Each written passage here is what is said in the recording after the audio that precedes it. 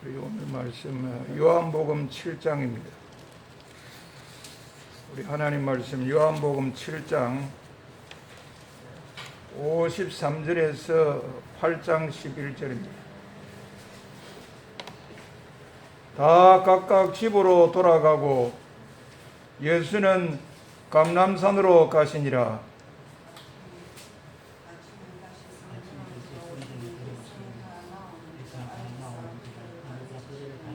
서기관들과 바리새인들이 음행 중에 잡힌 여자를 끌고 와서 가운데 세우고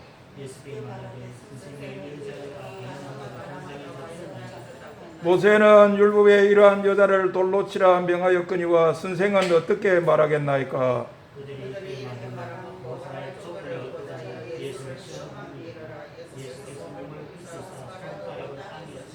그들이 묻기를 맞이 아니하는지라. 이에 일어나 이르시되 너희 중에 죄 없는 자가 먼저 돌로 치라 하시고, 그들이 이 말씀을 듣고 영심의 가책을 느껴 어른으로 시작하여 젊은이까지 하나씩 나가고 오직 예수와 그 가운데 섰는 여자만 남았더라.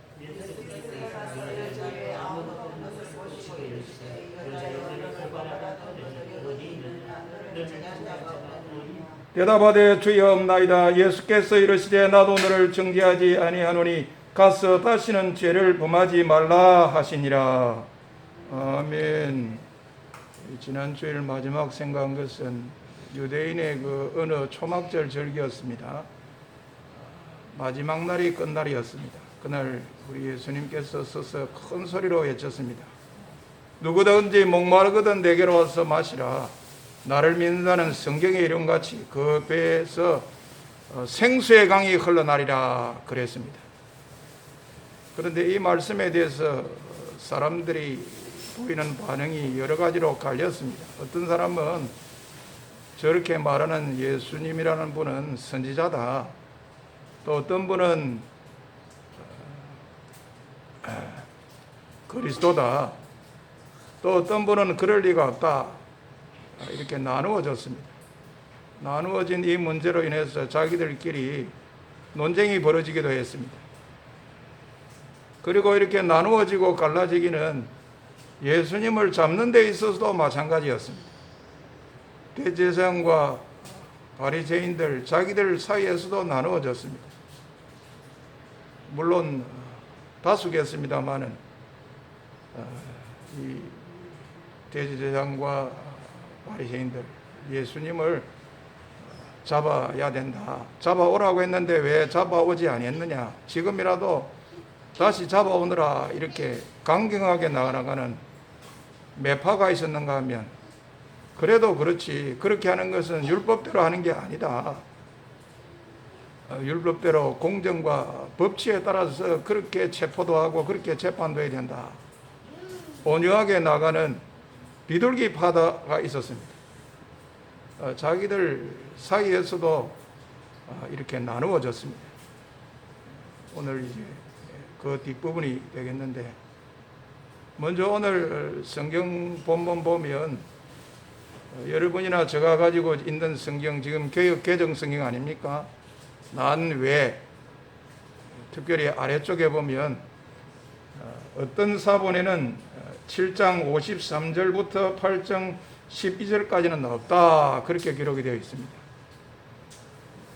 우리 요한복음의 원본은 없습니다. 사도 요한이 직접 친히 성령님의 감동 속에서 기록한 요한복음 원본은 없습니다. 어디에 가 있는지 아무도 모릅니다. 현재 이 땅에 존재하지 않고 다만 그 원본을 뺏겨선 여러 사본들은 있습니다. 여러 사본들 가운데 어떤 사본은 오늘 읽은 본본은 없다. 그렇게 하고 있습니다. 어떤 사본에는 오늘 본문이 기록이 안 되어 있습니다. 그러나 어떤 사본에는 기록이 되어 있습니다. 기록이 안 되어 있기에 어떤 사본에는 오늘 본문이 없다. 이렇게 나누어 기록이 되어 있고, 그러나 우리는 이제 기록이 되어 있는 성경사본을 번역해서 우리가 지금 사용하고 있습니다. 아마도 오늘 본문이 기록되어 있는 그 사본이 다른 사본들보다 좀 더 근위가 있었던 모양입니다. 근위가 있게 느껴졌기에 오늘 본문이 기록된 사본, 이 사본을 번역해서 오늘 우리가 사용하는 것이 아닌가 그런 생각이 들게 됩니다. 그리고 오늘 말씀의 시작이 다 각각 집으로 돌아갔다 이런 것으로 시작이 됩니다. 어느 유대인의 그 초막절 절기 마지막 날 그 성전에 모여든 사람들, 예수님 말씀을 듣고 예수님에 대해서 생각하는 게 다르고 또 예수님을 체포하는 데 있어서도 생각이 다른 이 무리들이 다 각각 집으로 돌아갔다는 겁니다. 참 이 말씀을 보면 예수님 문제를 두고 어떤 한 결론을 내리고 거기에 따른 행동을 하기가 쉽지가 않았던 모양입니다. 일단 좀 두고 보자. 오늘은 해산하자. 예수님 체포하는 문제에 대해서는 좀 유보적으로 하자. 지금 당장 어떻게 결정하고 한 행동으로 옮기기는 무리였던 모양입니다. 그렇지 않습니까? 그 당시 그 유대 사회의 그 지도층, 유대교의 그 기득권 세력들은 저 예수 보면 저 갈릴리 지방에서 올라와 가지고 예루살렘을 막 휘저놓고 있거든. 안식일 문제로 또 신성모독하는 문제로 또 표적을 행하는 이런 문제로 이렇게 하긴 하는데 저 혹세 무민이다. 저런 사람은 빨리 제거해버려야 된다. 우리 눈에 연기 같고 몸에 가시 같고 성가시고 귀찮고 아프고 빨리 제거해버려야 되겠다. 그런 사람이 있었는가 하면 다 그런 사람만 있은 게 아닙니다.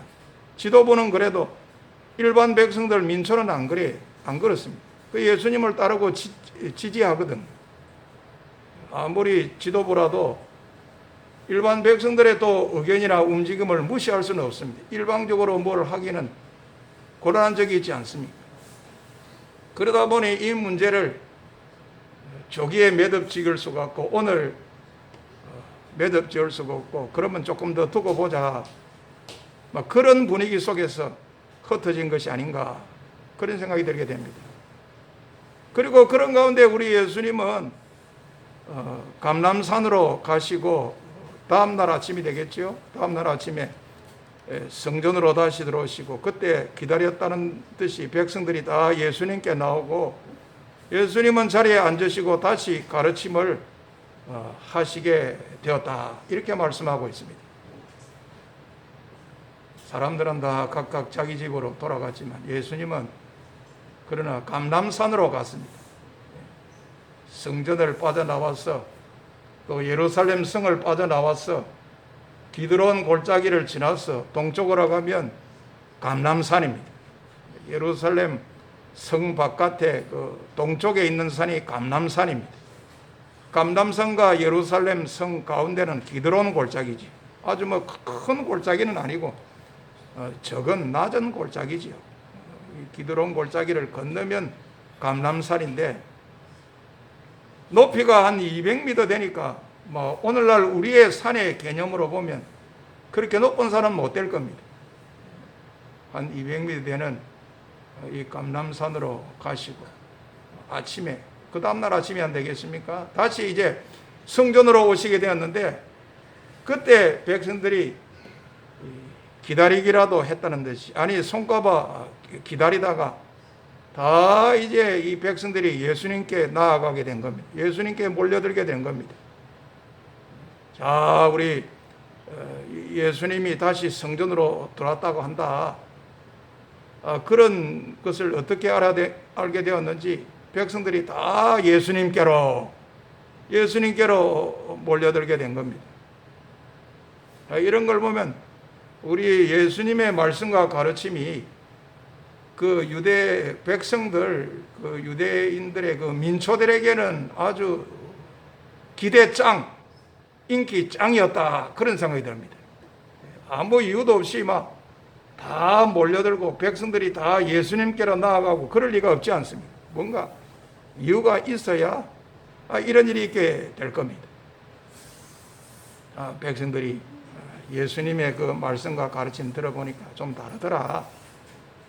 지금까지 우리에게 말하고 가르친다는 그 유명한 랍비의 가르침과 말씀도 결국은 어떤 한계를 벗어나지 못하고 인간들의 이 수평적인 이 가르침과 말씀을 전달하는 그런 정도였다.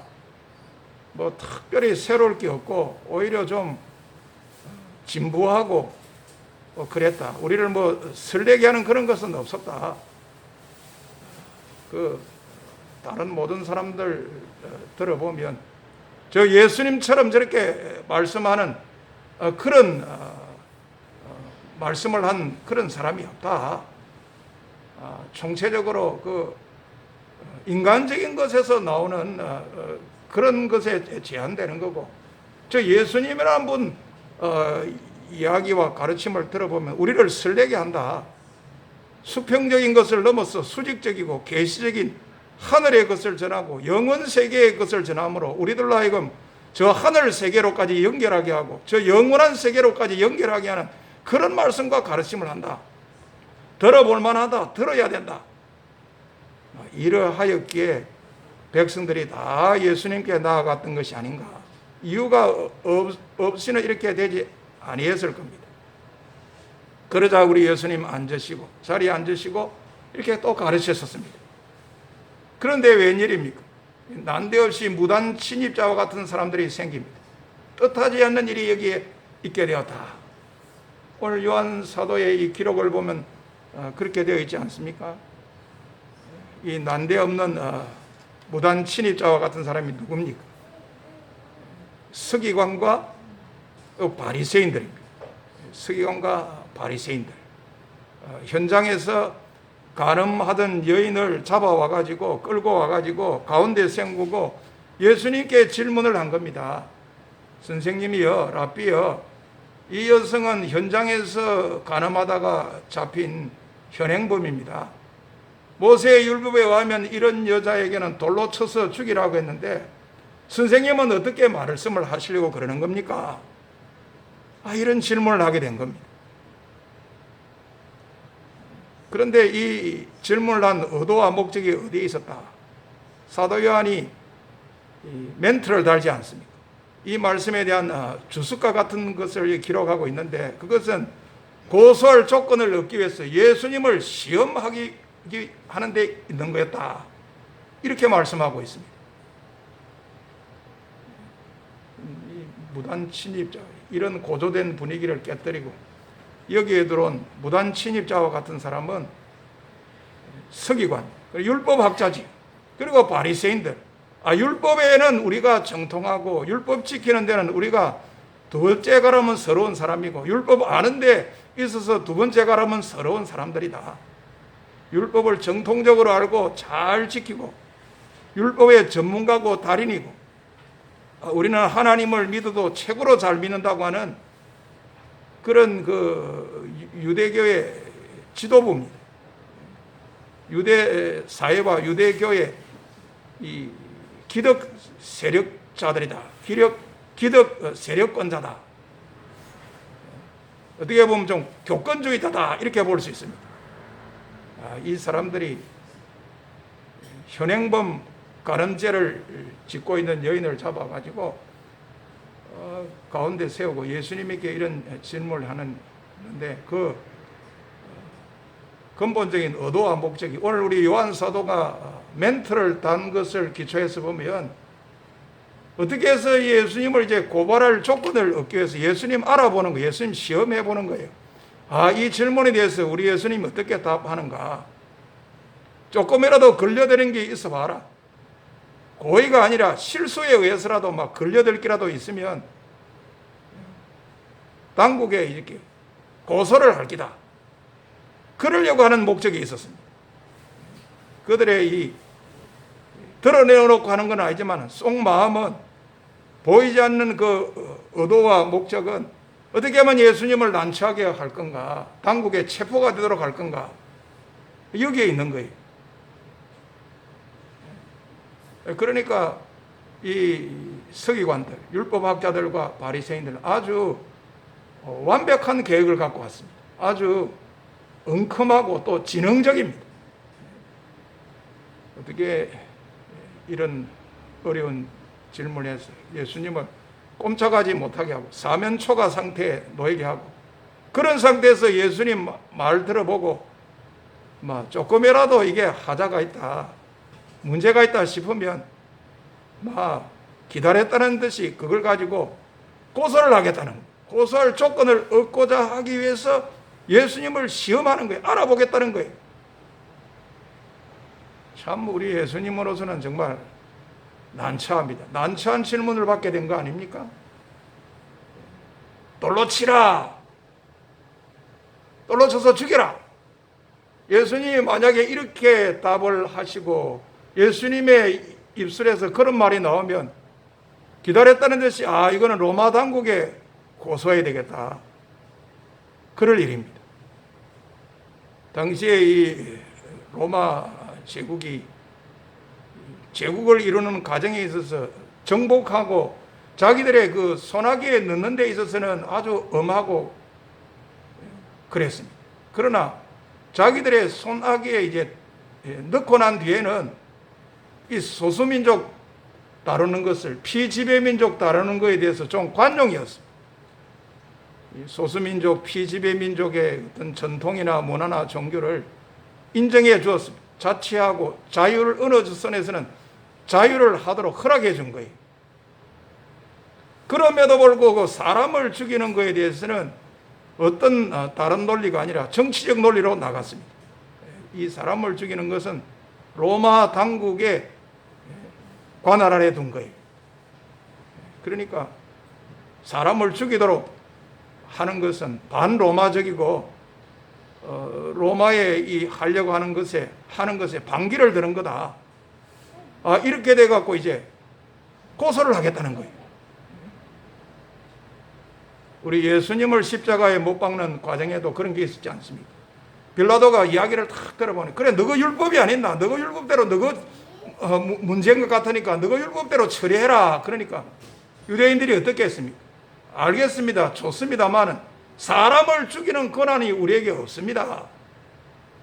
유대인들이 로마의 총독 빌라도에게 그렇게 말하는 게 있었지 않습니까? 사람을 죽이는 권한은 유대인들에게 없었습니다. 그것은 로마 당국의 권한 안에 두고 있었던 거예요. 그러니까 돌로 사람을 쳐주게 하는 것은 이건 로마의 법에 저촉이 되는 거예요. 고소가 되는 일입니다. 그런데 만약에 돌로 치지 말라 하는 것은 또 율법을 어기는 거예요.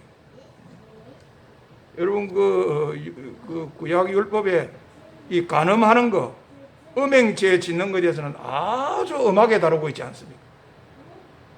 오늘날 우리하고는 영 사뭇 다릅니다. 오늘날 우리는 어떻습니까? 관통죄가 없어졌습니다. 과거에는 관통죄가 얼마나 부끄러웠습니다.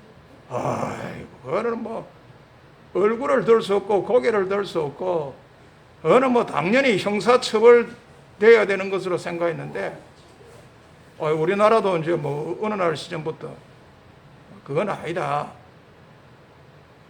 간음, 간통 이런 문제라고, 형사처벌은 이거는 무리다. 형법에서 없애버렸어요. 그 성적 자기 결정권을 침해하는 거다. 그거 아니다. 우리 지금 간통죄가 없어지지 않습니다. 형법에서 없어졌어요. 이런 우리의 관점으로는 정말 이해가 안 될 정도로 엄합니다. 우리 율법에 의하면 두 사람, 해당되는 사람은 반드시 죽여라. 둘 다 죽여야 된다. 돌로 쳐 죽여라. 율법에 분명하게 이렇게 이야기하고 있거든. 그런데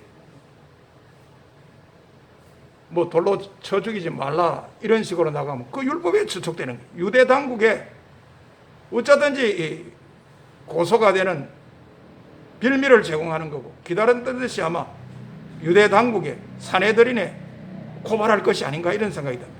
그러니까 예수님으로서는 절체절명의 위기지. 이러지도 못하고 저러지도 못하는 거예요. 그런 가운데 말이라도 조금 실수하고 잘못했다면 걸려들게 되는 거예요. 그 아마 어려 보니까 예수님도 그 대답이 어려워서 좀 피하고 싶었던 모양이에요. 이게 참 너무 어렵다. 말하고 싶지 않은, 대답하고 싶지 않으셨던 모양이에요. 대답을 하더라도 조금 시간을 벌고 시간을 끌면서 조금 더 생각을이라도 해봐야 안 되겠나. 아마 예수님이 그러셨던 것 같습니다. 그래 예수님께서 그런 질문을 받고는 곧 대답을 한 것이 아니라 몸을 굽혀서 손가락으로 땅에 뭐를 썼지 않습니까? 뭐를 썼는지는 모르겠습니다. 뭐를 썼는지 그 내용은 전혀 알 길이 없습니다. 아무튼 예수님께서 몸을 굽혀서 손가락으로 땅에 뭐를 쓴 거예요. 그런데도 묻기를 마지 아니하는 거예요. 이 서기관과 바리새인들이 뭐 하고 있습니까? 빨리 대답 좀 해보세요. 랍비 예수님이라는 분이요, 빨리 답 좀 해주세요. 이러면서 재촉하는 거예요. 묻기를 마지 아니한 거예요. 그래 예수님께서 일어나셔서 죄 없는 자가 먼저 돌로 치라 하시고 또다시 몸을 굽혀 땅에 이 손가락으로 뭘 쓰셨다. 예수님께서는 아마 당장 대답하기가 어렵고 또 대답할 수도 없었고 대답을 좀 깊이 하고 싶었고 불가피하게 하더라도 조금 시간을 벌고 조금 깊은 생각을 해야 될 문제가 아니었는가. 그리하였기에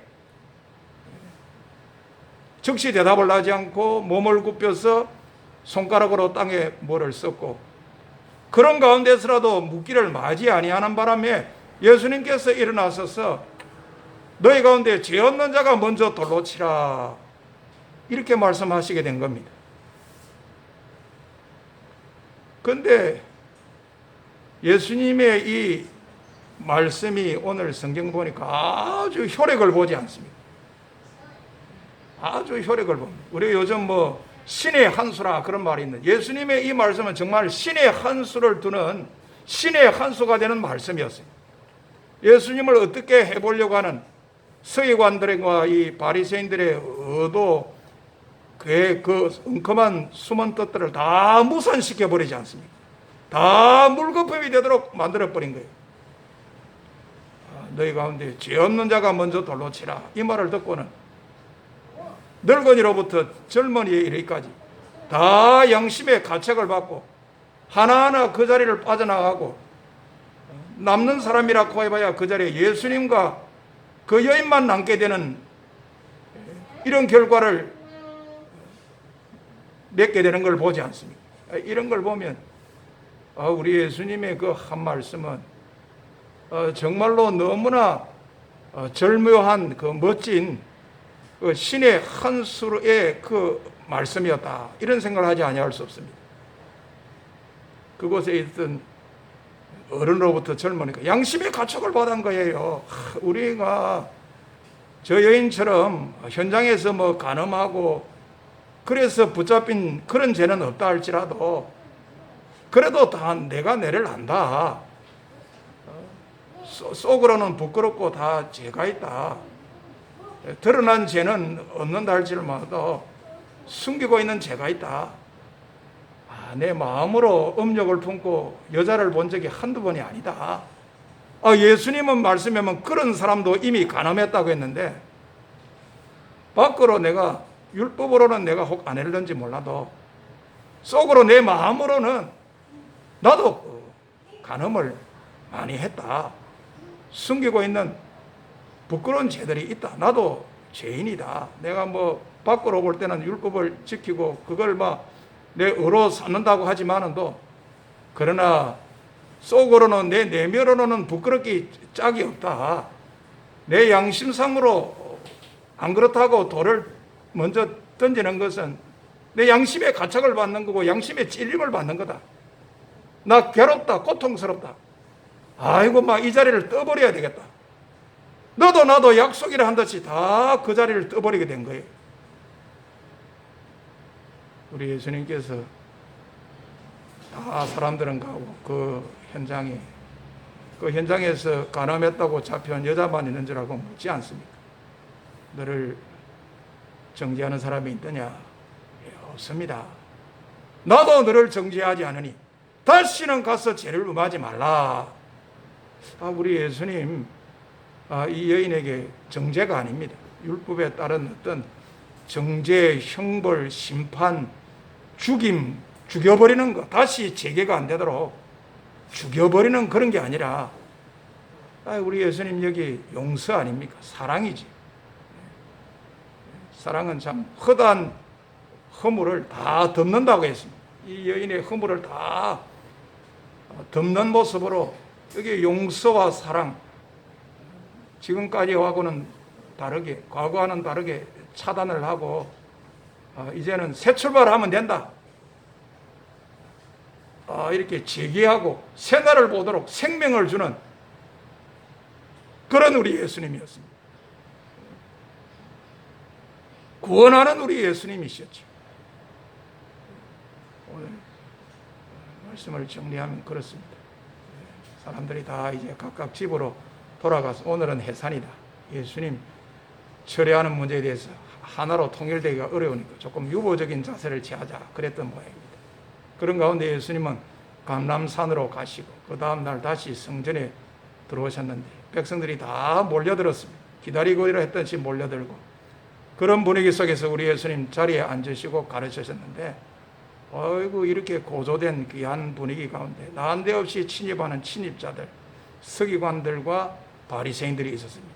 그들은 현장에서 가늠한 여인을 잡아가지고 예수님에게 난처한 질문을 해서 결국은 예수님을 알아보고 예수님을 공공에 빠뜨려서 예수님을 로마 당국이든 유대 당국이든 당국에 고소할 조건을 얻고자 하기 위함인데 우리 예수님 정말 너무나 절묘하고 너무나 멋진 말씀을 하셨습니다.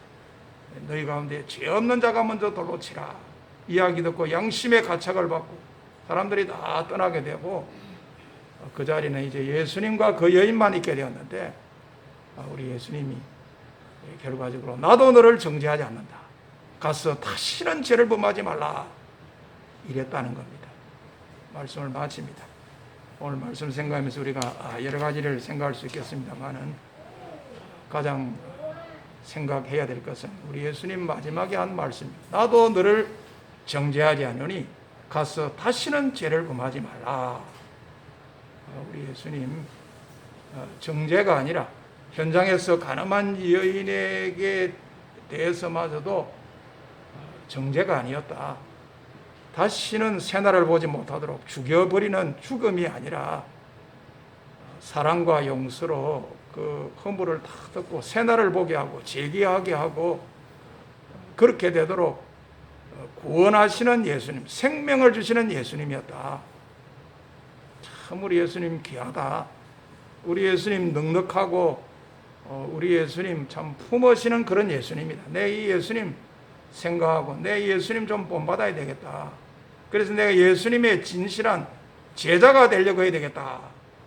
이렇게 되는 우리가 되어야 되겠습니다. 아이고, 예수님이 그렇게 말하는 거는 너무 쉽게 이야기한 거 아닙니까? 예수님 자기 중심으로 편하게 이야기한다고 그런 말씀을 하신 거지. 예수님이 당사자가 되어 보십시오. 현장에서 가늠한 여인의 남편이라도 되었으면 그런 말 할 수 있는 줄 압니까? 그런 말 못 나옵니다. 안 합니다. 할 수가 없습니다.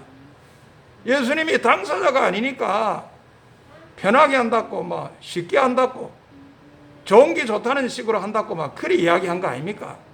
뭐 특별히 예수님 할 게 뭐가 있습니까? 귀 기울일 게 뭐가 있습니까? 혹 이럴 가능성도 있을는지 모르겠습니다. 그러나 우리 가운데 그렇게 나가는 분이 한 사람도 있지 않기를 바랍니다. 예수님의 이런 사랑과 용서는 이번뿐만 아니라 우리 예수님의 생애 가장 결정적인 십자가를 통해서도 보여준 거다. 우리 예수님의 십자가 생각하면 이건 하나님의 사랑과 하나님의 공의를 동시에 두 가지 다 만족시키는 겁니다.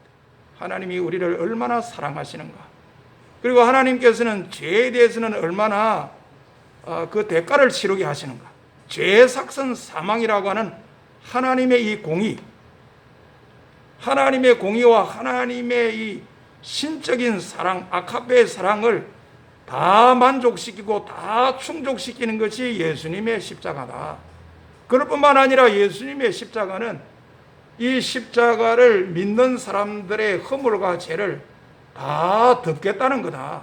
내가 다 감당할 테니까 하며 이 예수님 믿는 사람들의 이 잘못을 다 용서하고 그걸 문제시하지 않고 새롭게 새 출발하면 된다고 하는 이런 모습으로 품고 안으신 것이 예수 그리스도의 십자가다. 예수님의 생애에서 가장 결정되고 중요한 것이 예수 그리스도의 십자가다.